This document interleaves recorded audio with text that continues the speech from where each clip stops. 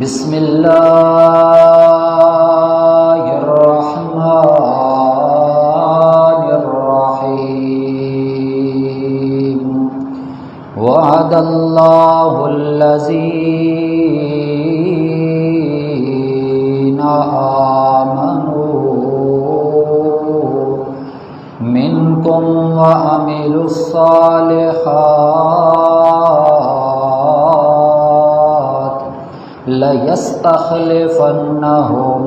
فِي الْأَرْضِ كَمَا اسْتَخْلَفَ الَّذِينَ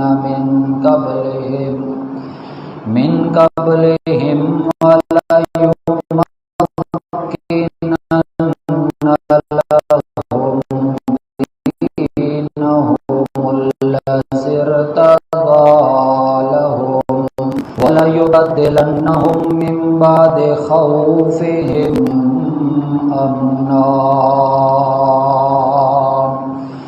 وقال اللہ تبارک وتعالی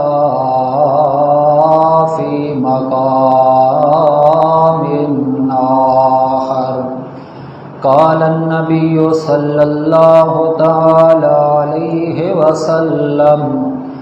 لو کان بعدی نبی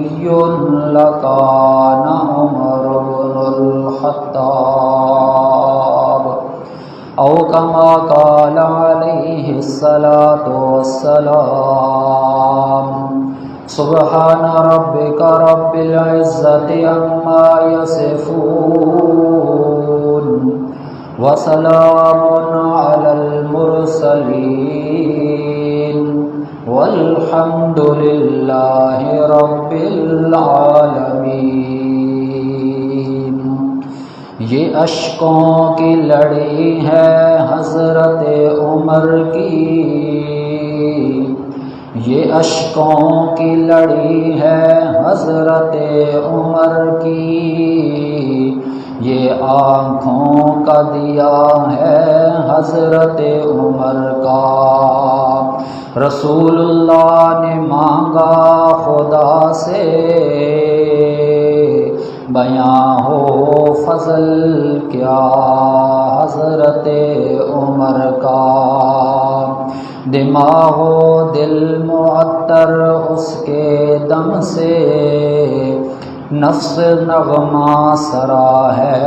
حضرت عمر کا۔ کیا ہے شامل کتاب اللہ میں بھی خدا نے مشورہ حضرت عمر کا، جہاں مدفن فرما ہے وہ ہے محمد، جہاں ہے مقبرہ وہیں حضرت عمر کا۔ یا رب صلی وسلم دائما ابدا علی حبیبک خیر الخلق کلہم۔ واجب الاحترام سامعین کرام، اللہ رب العزت کی لاریب کتاب بے عیب کتاب قرآن مجید فرقان حمید میں سے آپ لوگوں کے سامنے سورۃ النور کی آیت کریمہ 55 کا کچھ حصہ تلاوت کیا ہے۔ اللہ رب العزت کے آگے دعا گو ہوں کہ اللہ رب العزت مجھے صحیح حق بیان کرنے کی توفیق عطا فرمائے۔ اللہ رب العزت نے اس آیت کریمہ کے اندر خلافت کا مسئلہ بیان فرمایا۔ اللہ کریم نے فرمایا وعد اللہ الذین آمنوا منکم وعملوا الصالحات، اللہ کریم نے وعدہ لیا ہے ان لوگوں سے جو ایماندار ہیں تم میں سے، وعملوا الصالحات، اور انہوں نے نیک عمل کیے، اچھے عمل کیے، لَيَسْتَخْلِفَنَّهُمْ فِي الْأَرْضِ، اللہ کریم نے وعدہ یہ لیا کہ یقیناً ضرور بضرور ان کو زمین کے اندر خلیفہ بنائے گا، خلیفہ چنے گا، کما استخلف الذین من قبلہم، جیسا کہ ان سے پہلے لوگوں کو خلیفہ جانشین بنایا گیا۔ اللہ کریم نے فرمایا اس آیت کریمہ کے اندر، قرآن مجید کے اندر ایمان اور عمل صالح کو زمین میں حکومت اور خلافت دینے کا جو وعدہ اللہ کریم نے اس آیت کریمہ کے اندر کیا ہے، وہ جس طرح خلافت کے دور میں حضرت ابو بکر صدیق رضی اللہ تعالی عنہ کے حق میں پورا ہوا ہے، اسی طرح حضرت عمر فاروق رضی اللہ تعالی عنہ کے بھی دور خلافت کے اندر پورا ہوا۔ پھر اس کے بعد یہی وعدہ اللہ تبارک و تعالی کا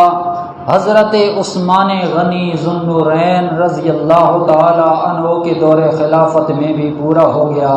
اور اسی طرح ان کے بعد علی المرتضی حیدر کرار شیر خدا رضی اللہ تعالی عنہ کی خلافت کے اندر بھی یہ وعدہ اللہ رب العزت کا پورا ہو چکا۔ تو بہرحال یہ وہ مہینہ بڑی برکتوں والا، بڑی عظمتوں والا مہینہ ہے جو ہجری اعتبار سے 1445 ہے، اور یکم محرم الحرام کا دن گزرنے کے بعد آج اس کا دوسرا دن ہے۔ اسی مناسبت سے امیر المومنین خلیفہ ثانی حضرت سیدنا عمر فاروق رضی اللہ تعالی عنہ کی سیرت کے چند پہلو آپ کے سامنے بیان کرنے کی کوشش کروں گا۔ اللہ رب العزت نے جس طرح ابو بکر صدیق رضی اللہ تعالی عنہ کو خلافت سے سرفراز فرمایا، اسی طرح حضرت امیر المومنین عمر فاروق رضی اللہ تعالی عنہ کو بھی خلافت کا دور ان کی زندگی کے اندر اپنایا، اور اللہ رب العزت نے ان سے بہت بڑے کارنامے سر انجام دلوائے، اور ان میں سے جن کا نام عمر بن خطاب رضی اللہ تعالی عنہ ہے،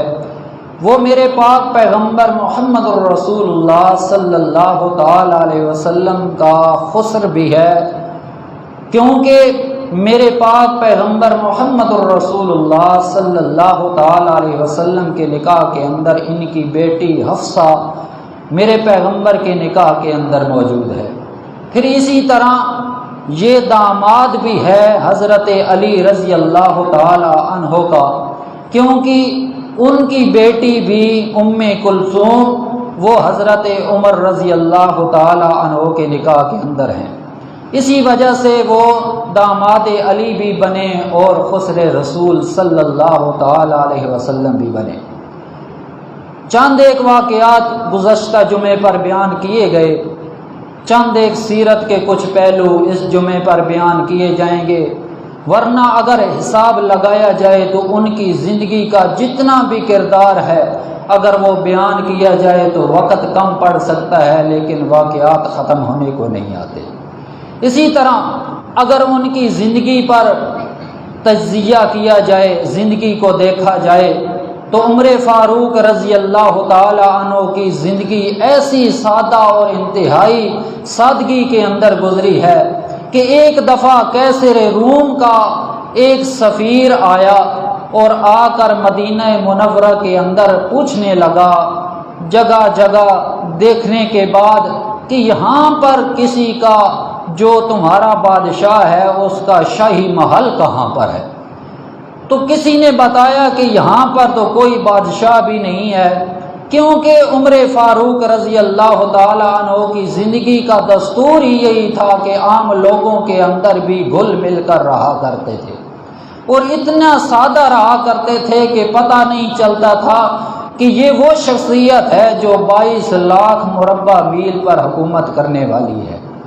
اور یہ عمر فاروق رضی اللہ تعالی عنہ اتنی سادگی کے ساتھ زندگی گزارنے والے کہ جس وقت انہوں نے پتہ کیا تو کسی نے کہا کہ وہ فلانا کچا ٹوٹا پھوٹا جو گھر ہے وہ ہے ہمارے حکمران، ہمارے دور خلافت کو سنبھالنے والا عمر فاروق رضی اللہ تعالی عنہ کا گھر ہے۔ تو وہ سفیر وہاں گیا اور وہاں جا کر اس نے جس وقت دیکھا تو وہاں کچے مکان کے اندر حضرت امیر المومنین موجود نہیں تھے۔ پھر دیکھتے ہیں، پوچھتے ہیں کہ وہ کہاں پر ہے، کسی نے بتایا کہ مسجد کے اندر تشریف فرما ہے۔ وہاں جا کر دیکھو، مسجد نبوی کے اندر تشریف لے گئے، وہاں بھی وہ موجود نہ پائے۔ بالآخر پوچھتے پوچھتے دیکھتے دیکھتے انہیں وہ جگہ مل گئی جہاں کھجوروں کا باغ تھا، اور کھجوروں کی ایک کھجور کے درخت کی اوٹ کے اندر امیر المومنین خلیفۃ المسلمین حضرت سیدنا عمر فاروق رضی اللہ تعالی عنہ وہاں آرام فرما رہے ہیں، اور سر کے نیچے اپنے پاؤں کی جوتیاں رکھی ہوئی ہیں، اور ان کو سراندہ اور تکیہ بنا کر وہاں سو رہے ہیں۔ تو وہاں جا کر جس وقت سفیر نے دیکھا تو سفیر تو پہلے تو وہ مسلمان نہیں تھا، لیکن جس وقت آپ کے وجود کو اس نے دیکھا تو وہاں اسلام قبول کر گیا۔ تو یہ سیرت ہے امیر المومنین خلیفۃ المسلمین خلیفہ ثانی سسر رسول داماد علی رضی اللہ تعالی عنہ کی، جنہوں نے اپنی زندگی ساری کی ساری سادگی کے اندر گزاری ہے اور دوسروں کے دکھ دردوں کے اندر وہ شریک رہے ہیں۔ بالآخر آپ کی اگر خدمت خلق کا اندازہ لگایا جائے کہ زندگی کے اندر مخلوق کی، لوگوں کی کتنی خدمت کی ہے، تو ایک واقعہ یوں آتا ہے کہ نبی کریم صلی اللہ تعالی علیہ وسلم نے فرمایا، یہ میرا صحابی، یہ میرے پیغمبر محمد مصطفیٰ نے فرمایا اپنے ہی دور کے اندر کہ اوتیت مفاتیح الشام و مفاتیح الیمن و مفاتیح الفارس، یہ وہ آدمی ہے جس کے دور خلافت کے اندر یہ علاقے فارس کے اور یمن کے اور شام کے جو علاقے ہیں یہ اس کے دور خلافت کے اندر فتح ہوں گے۔ تو چنانچہ امیر المومنین حضرت عمر فاروق رضی اللہ تعالی عنہ کے دور خلافت کے اندر کئی علاقے فتح ہوئے، جن میں سے عراق، شام، مصر اور اس طرح فارس، روم اور اس طرح کے بہت سارے علاقے، ارمینیا، آذربائیجان اور بہت سارے علاقے، جن میں سے بیت المقدس بھی انہی کے دور کے اندر فتح ہوا ہے۔ تو ان کی خدمت خلق کے اندر اگر اندازہ لگایا جائے تو حضرت امیر المومنین عمر بن خطاب رضی اللہ تعالی عنہ کا معمول رہا ہے کہ وہ رات کو سویا نہیں کرتے تھے، بلکہ رات کو مدینہ کی گلیوں کے اندر گشت کیا کرتے تھے۔ اور گشت کرتے ہوئے ایک دفعہ یوں ہوا کہ ایک واقعہ حدیث مبارکہ کے اندر آتا ہے کہ امیر المومنین خلیفۃ المسلمین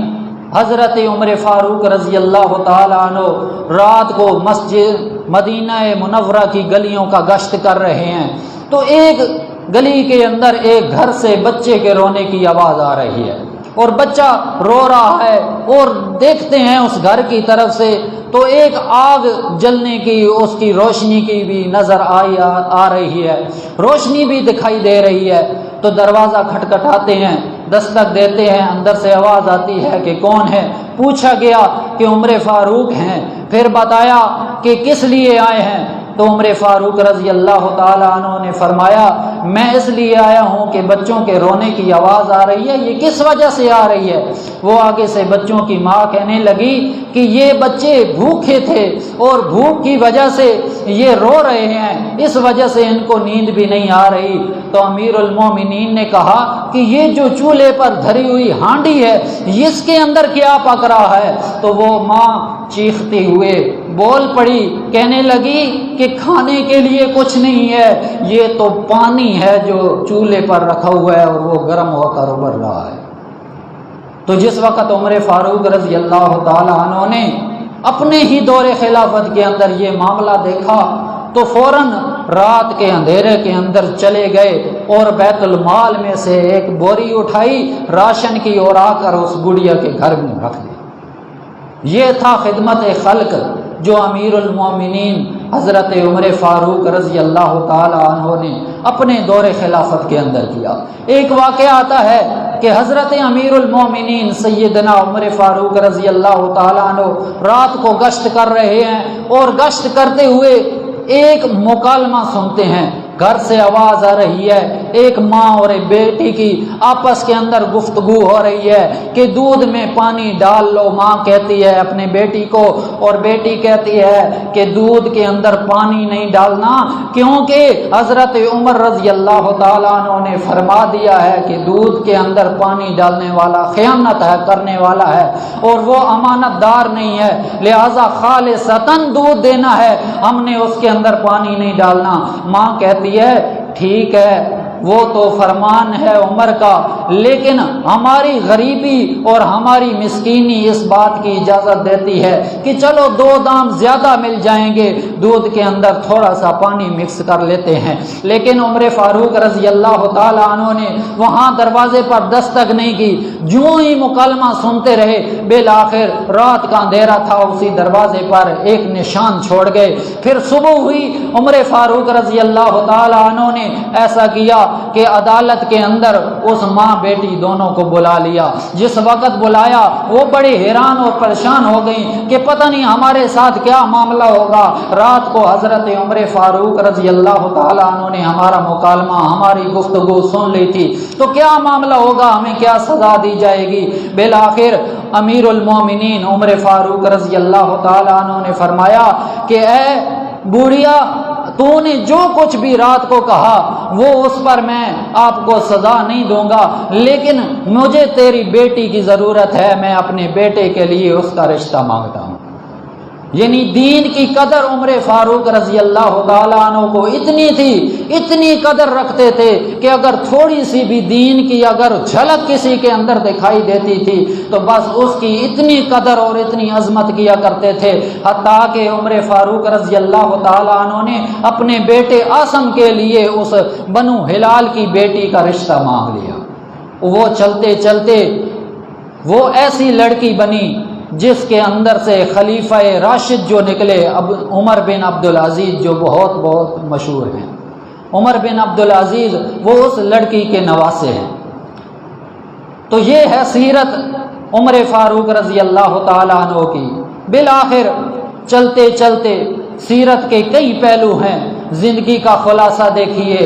اگر دین کے اعتبار سے دیکھا جائے تو سیدنا عمر فاروق رضی اللہ تعالیٰ عنہ کا کردار توحید کے بارے میں اگر دیکھا جائے تو وہ یوں تھا کہ ایک دفعہ میرے پاک پیغمبر محمد الرسول اللہ صلی اللہ تعالی علیہ وسلم جس درخت کے نیچے بیت رضوان کی 6 ہجری کے اندر صلح حدیبیہ کے موقع پر حضرت عثمان کے نام خون کی جو بیعت لی ہے نبی کریم صلی اللہ تعالی علیہ وسلم نے جس درخت کے نیچے، اس درخت کے نیچے حضرت عمر رضی اللہ تعالی عنہ کے دور کے اندر لوگوں نے نوافل پڑھنا شروع کر دیے، وہاں بیٹھنا شروع کر دیا، وہاں ذکر اذکار کرنا شروع کر دیا۔ حضرت عمر رضی اللہ تعالی عنہ کے دل کے اندر خیال پیدا ہوا کہ اگر یوں ہی یہ سلسلہ چلتا رہا، جس درخت کے نیچے میرے پیغمبر نے بیعت رضوان کی تھی، اگر یوں ہی یہ سلسلہ چلتا رہا تو کہیں ایسا نہ ہو کہ یہاں سے شرک پھوٹ پڑے اور شرک پیدا ہو جائے اور لوگ درخت کی پوجا کرنا شروع کر دیں۔ جس طرح آج کنبوں پر، قبروں پر، درباروں پر سجدے کرتے ہیں، نظر نیازاں دیتے ہیں، اسی طرح ان کے نام کے چڑھاوے چڑھاتے ہیں، اسی طرح یہ شرک وہاں نہ شروع ہو جائے درخت پر۔ لہٰذا عمر فاروق رضی اللہ تعالیٰ عنہ نے اپنے دور خلافت کے اندر ایسا کام کیا کہ اس بیت رضوان جس درخت کے نیچے وہ بیعت لی گئی تھی اس درخت کو بھی کٹوا دیا۔ تو یہ توحید کے معاملے میں انتہائی سخت قسم کے عمر فاروق رضی اللہ تعالیٰ عنہ تھے۔ ایک واقعہ آتا ہے کہ نبی کریم صلی اللہ تعالیٰ علیہ وسلم کے یہ صحابی امیر المومنین حضرت عمر فاروق رضی اللہ تعالیٰ عنہ، ان کا توحید پر اتنا اعتماد تھا کہ تھوڑی سی اگر لغزش توحید کے منافی آ جاتی تو وہ ان سے کبھی برداشت نہیں ہو جا سکتی تھی۔ ایک دفعہ یوں ہوا کہ حجر اسود کو چومنے لگے تو دل کے اندر خیال آ گیا۔ امیر المومنین عمر فاروق رضی اللہ تعالی عنہ کہتے ہیں اے یا حجر انی اعلم انک حجر، اے پتھر، اے حجر اسود، میں جانتا ہوں کہ تو ایک پتھر ہے، تیرے اندر روح نہیں ہے، جان نہیں ہے، لیکن تو لا تنفع ولا تضر، تو کسی کو نفع بھی نہیں دے سکتا نہ تو نقصان دے سکتا ہے۔ عمر فاروق رضی اللہ تعالیٰ عنہ نے کہا لیکن میں تجھے بوسہ اس لیے دیتا ہوں کہ پیغمبر محمد مصطفیٰ صلی اللہ تعالیٰ علیہ وسلم نے تجھے بوسہ دیا ہے، اس وجہ سے، اس نسبت سے میں تجھے بوسہ دیتا ہوں، ورنہ تو اس قابل نہیں تھا کہ میں تجھے بوسہ دیتا۔ لیکن آج کل ہمارا کیا حال ہے؟ ہم تو بزرگوں کی قبروں کو بھی بوسہ دینے سے گریز نہیں کرتے۔ بالآخر اللہ کے پاک پیغمبر، ان کے صحابی خلیفۃ المسلمین امیر المومنین سیدنا عمر فاروق رضی اللہ تعالی عنہ کی توحید کا یہ اتنا عالم اور اتنی سختی کے ساتھ پرچار تھا کہ ایک روایت کے اندر آتا ہے کہ نبی کریم صلی اللہ تعالی علیہ وسلم کی طرح جس طرح باقی انبیاء علیہ السلام کی قبریں ہیں، میرے پاک پیغمبر جو دانیال علیہ السلام تھے، ان کی کسی وجہ سے کوئی قبر کھل گئی، اور قبر جس وقت کھلی تو اس کو دفنانے کے لیے امیر المومنین عمر فاروق رضی اللہ تعالی عنہ نے ایسا انتظام کیا کہ اس جیسی کئی قبریں کھدوائی گئیں۔ پھر قبر کھدوانے کے بعد رات کی تاریکی کے اندر عمر فاروق رضی اللہ تعالی عنہ نے اس حضرت پیغمبر دانیال علیہ السلام کی تدفین کی، وہاں دفن کیا تاکہ لوگوں کو یہ تعین نہ ہو، یہ پتہ نہ چلے کہ دانیال علیہ السلام کون سی قبر کے اندر موجود ہیں۔ وہ صرف اور صرف اس وجہ سے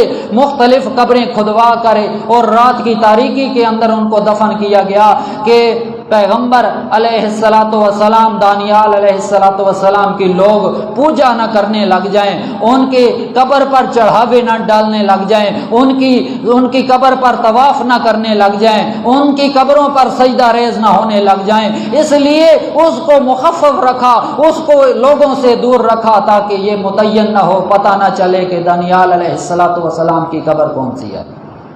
تو آج ہمارا کیا حال ہے؟ ہم تو اللہ کی عبادت کرنے کے ساتھ غیروں کی بھی عبادت کرتے ہیں، اللہ کو سور و پکار کرنے کے ساتھ ہم غیروں کی بھی پکار کرتے ہیں، اللہ کی نظر و نیاز دینے کے ساتھ ہم نظر غیر اللہ کے نام کی بھی دے رہے ہیں۔ اگر نیاز اللہ کے نام کی دینی ہے تو ساتھ میں ہم نیاز غیر اللہ کے نام کی دے رہے ہیں، سبیل غیر اللہ کے نام کی لگا رہے ہیں۔ دیا ہم کو اللہ تبارک و تعالی نے ہے، لیکن ہم جو کچھ بھی عمل کر رہے ہیں غیروں کے نام پر کر رہے ہیں، غیروں کو خوش کرنے کے لیے کر رہے ہیں۔ اللہ تبارک و تعالیٰ کے فرمایا یہی تو شرک والا راستہ ہے، اور اللہ کا قرآن کہتا ہے ان الشرک لظلم عظیم، شرک بہت بڑا گناہ ہے۔ اللہ تعالیٰ ہمیں شرک سے بچائے، اور جو کوئی سنایا ہمیں اللہ تبارک و تعالیٰ اس پر عمل کرنے کی توفیق عطا فرمائے۔ وآخر دعوانا الحمدللہ رب العالمین۔